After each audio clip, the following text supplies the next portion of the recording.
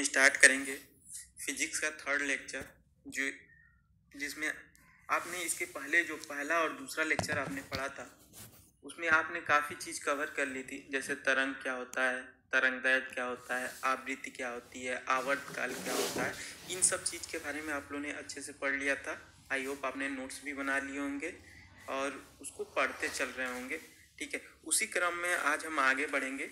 Physics applied physics second में उसी क्रम में हम आगे बढ़ते चलेंगे। इसके बाद अगला जो टॉपिक पढ़ेंगे वो क्या पढ़ेंगे, तरंग गति पढ़ेंगे कि तरंग गति क्या होती है। देखिए, तरंग गति क्या होती है, बेसिकली मान लीजिए कि कोई एक पत्थर ले लीजिए, उसको क्या करिए, जल में मारिए, किसी स्थिर जल में आप उस पत्थर को फेंकिए। ठीक है, तो जब फेंकेंगे तो जाहिर सी बात है तरंग उत्पन्न होगी। जब तरंग उत्पन्न होगी तो आप बस इतना देख लीजिए कि वो तरंग क्या हो रहा है, एक सेकंड में जो तरंग उत्पन्न हुआ है वो एक सेकंड में कितनी दूरी चल रही है। ठीक है, वो दूरी ही क्या, एक सेकंड में जो चली गई दूरी होगी वही क्या कहलाएगी, तरंग गति कहलाएगी। मतलब कि यदि कोई तरंग उत्पन्न हुआ, वो तरंग एक सेकंड में कितनी दूरी चला, वही क्या कहलाएगा, तरंग गति कहलाएगा। ठीक है, तो एक बार डिफिनेशन भी देख लेते हैं कि देखिए क्या होता है कि एक सेकंड में तरंग द्वारा चली गई दूरी, एक सेकंड में तरंग द्वारा चली गई दूरी क्या कहलाती है, तरंग गति की कहलाती है। और इसके हम क्या कहते हैं, तरंग गति कहते हैं। और तरंग गति को किससे प्रदर्शित करते हैं, v से प्रदर्शित करते हैं। और इसका एसआई मात्रक जो होता है मीटर पर सेकेंड होता है। ठीक है, देखिए v इक्वल टू होता है लेमडा बाई टी। जो तरंग दूरी तय करती है उसको हम क्या करते हैं, लेमडा से प्रदर्शित करते हैं, जिसको दूसरी भाषा में हम क्या कहते हैं, तरंगदैर्घ्य भी कहते हैं, लेमडा बाई टी। अगर आप लोग डिफिनीशन बनाना चाहें तो अगर आप लोग को ये फार्मूला मालूम है, ये फार्मूला यदि आपको मालूम है तो इस फार्मूला को देख के भी डिफिनीशन बना सकते हैं। कैसे डिफिनीशन बनाएंगे, समय को हम वैसे बनाना सिखाए भी थे। समय को हम क्या कर देंगे, 1 सेकेंड कर देंगे। समय को कितना कर देंगे, 1 सेकेंड कर देंगे।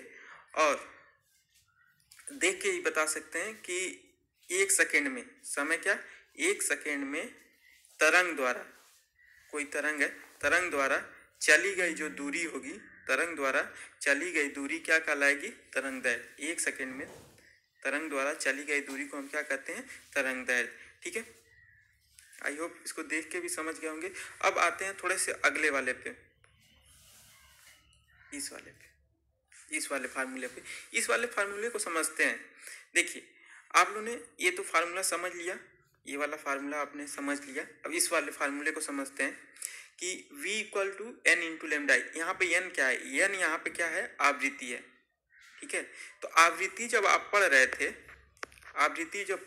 आप, तो आवृत्ति में आपने क्या पढ़ा था कि कोई भी वस्तु, आवृत्ति में हम यही पढ़े थे कि कोई भी वस्तु 1 सेकेंड में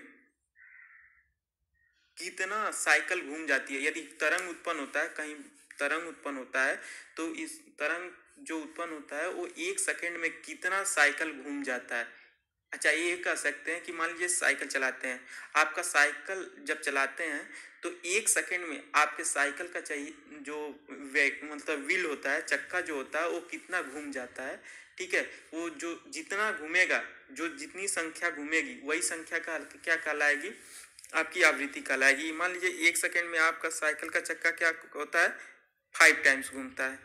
ठीक है, तो आपकी आवृत्ति क्या हो जाएगी, 5 हो जाएगी।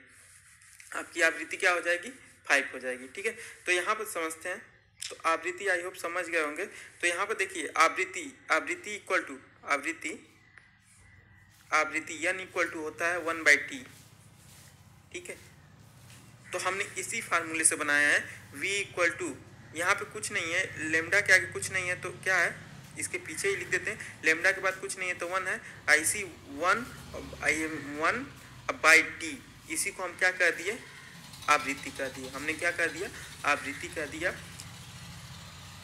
यही तो इस फार्मूले को देख कर कह सकते हैं, लेमडा तो है, लेमडा रहेगा ही।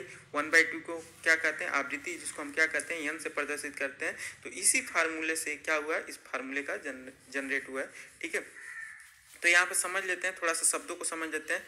लेमडा क्या है, तरंगदैर्घ्य है, टी क्या है, समय है, n क्या है, आपका आवृत्ति है। ठीक है, चलिए अब आगे बढ़ते हैं। अगला जो डिफिनीशन पढ़ना है वो क्या है, सरल प्रगामी सरल आवर्त तरंग।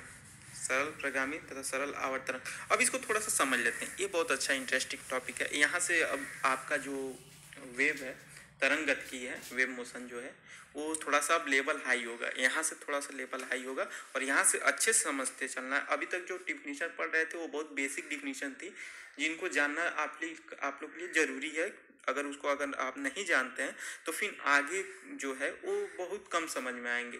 तो हम उम्मीद करेंगे, अगर आप वीडियो देखे नहीं हैं, अगर डायरेक्ट ये वीडियो देख रहे हैं, जो हम वीडियो बना रहे हैं उसको आप देख रहे हैं, तो उसके पहले आप जो वीडियो डाला गया, पहला और दूसरा लेक्चर डाला गया, जो दो लेक्चर हम लिए हैं, उन दोनों लेक्चर को देखिए, उसके बाद इस लेक्चर को देखिए तो ज़्यादा समझ में आएगा।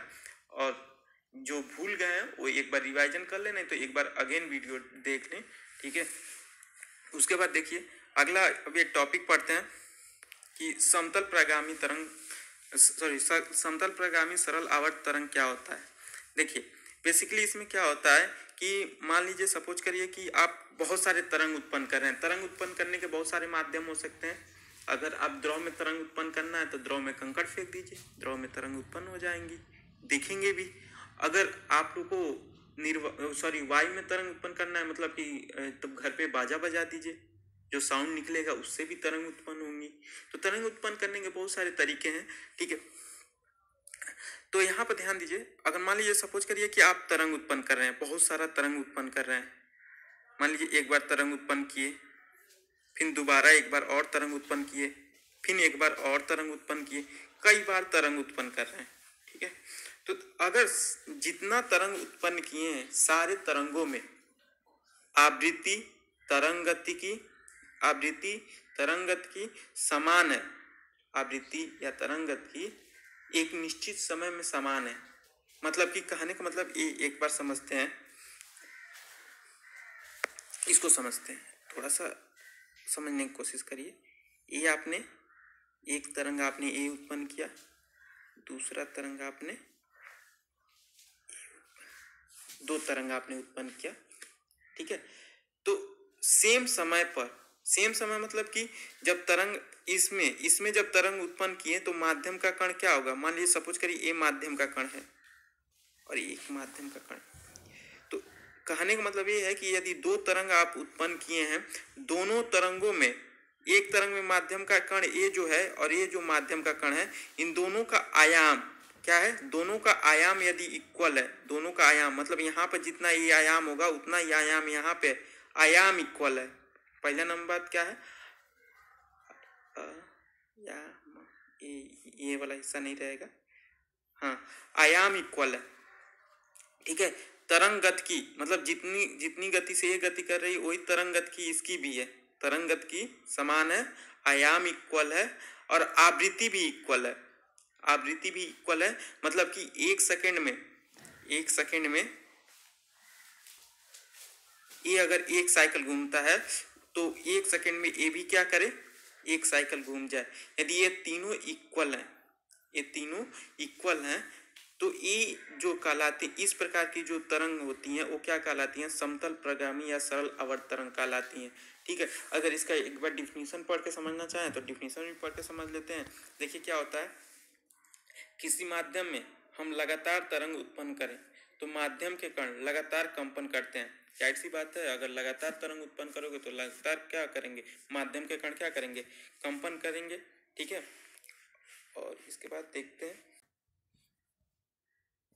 यदि सारे कंपनों की आवृत्ति आयाम तरंग गति की निश्चित रहे तथा समय के साथ न बदले तो इस प्रकार के तरंग को हम क्या कहते हैं, समतल प्रगामी तरंग, समतल प्रगामी सरल आवर्त तरंग या सरल प्रगामी तरंग कहते हैं, ठीक है। तो यही हम समझाने का मतलब है कि आपका क्या होना चाहिए, आयाम निश्चित होना चाहिए, समय के साथ आयाम भी नहीं बदलना चाहिए, तरंग गति की भी क्या होनी चाहिए, तरंग गति की निश्चित होनी चाहिए तथा और क्या निश्चित होना चाहिए, इसके साथ आपकी आवृत्ति भी निश्चित होनी चाहिए। समय के साथ क्या होते हैं, न बदले, जितने भी तरंग उत्पन्न हुए सारे में एक क्या हो, समय सारे में क्या हो, समान हो। मतलब कि अगर 10 तरंग उत्पन्न हुआ है तो 10 में आयाम समान हो, 10 में आपका क्या समान हो, तरंग गति समान हो और सबके सब में क्या समान हो, आवृत्ति भी समान हो और इन सब में क्या हो, समय के साथ अगर इसमें कोई चेंजिंग नहीं होता है तो इस प्रकार को हम क्या कहते हैं, सरल आवृत्ति तरंग या सरल प्रगामी तरंग कहते हैं।